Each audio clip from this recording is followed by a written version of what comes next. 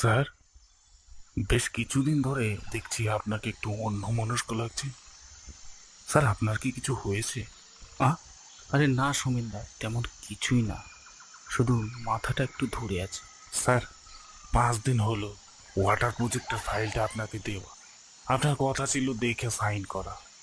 আপনি তো দেখছি এখনো করেননি। আর ওদিকে প্রধান সাহেব শুধু আমায় বকাবকি করছে।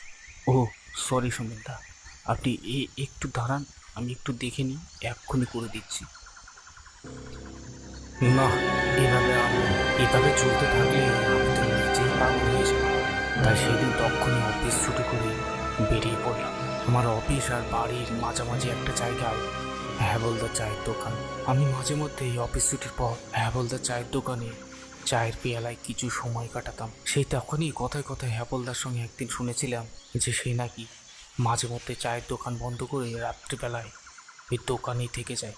তাই রাস্তায় যেতে যেতে স্থির করলাম হ্যাবলদার কাছে ব্যাপারটা একবার ভালো করে জানবো। ওই পাহাড়টায় গিয়েছো কোনোদিন? কি যে কর না বাবু, আমার আবার এত দুঃখ কষ্ট নাই যে আমি ওই পাহাড়টায় যাব। কেন কেন এমন বলছেন কেন? কেন বাবু, আপনি জানেন না ওইটা তো লাভার সুসাইড পয়েন্ট। কত ছেলে মেয়ে এই পাহাড় থেকে ঝাঁপিয়ে শেষ হয়েছে। এই কথাগুলো বলে হ্যাবলদা আরো সহজ করে দিল, না হলে কথাটা কিভাবে তুলবো সেটাই ভেবে পাচ্ছিলাম না।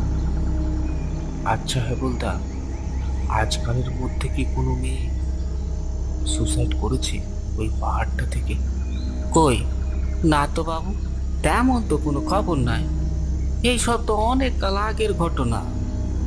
আগে অনেক ছেলে মেয়ে এইখানে থেকে প্রাণ দিয়েছে বটে, কিন্তু এখন তো আর ওই সব ঘটে না। কেন বাবু, আপনি কি কিছু দেখছেন? আরে না না হ্যাবলদা, এমনি জানতে চাই। আর কোনো কথা না বলে সোজা রুমে চলে আসলাম। আমার মানসিক চাপটা কয়েকশো গুণ বেড়ে গেল। এইসব কি হচ্ছে আমার সঙ্গে? এইসব কি আমার মস্তিষ্কের কর্মতন্ত্রের রসবিক্রিয়া, যা শুধু মানবে আমার চোখের সামনে ভেসে উঠছে? যেটাই হোক না কেন, এর কোনোটাই ভালো হচ্ছে না। যা কখনো হতে দেওয়া মোটেও ঠিক না। ঘড়ির দিকে তাকিয়ে দেখলাম সেই কাল সময়টা আসন্ন। তাই হাতে একটা টর্চ নিয়ে হাঁপাতায় একটা সুইটার গায়ে চড়িয়ে নিয়ে বেরিয়ে পড়লাম।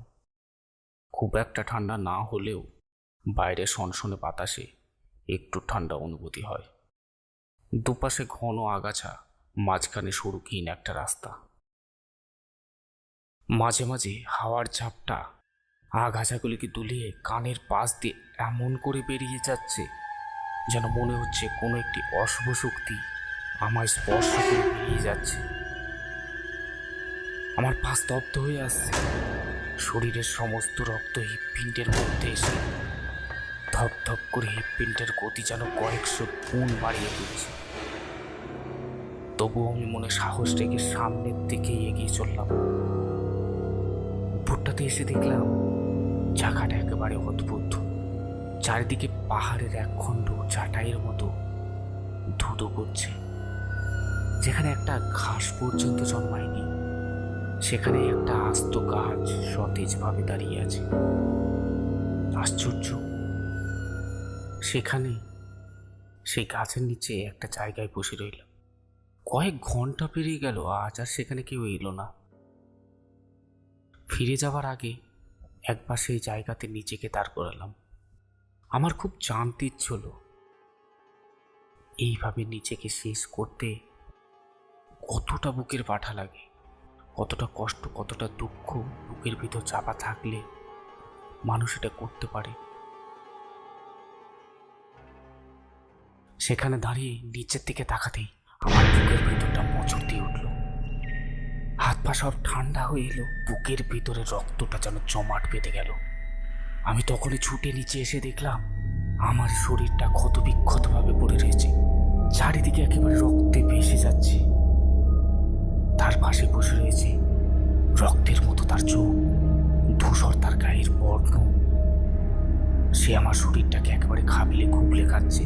আমি তাই থেকে চিৎকার করে উঠলাম।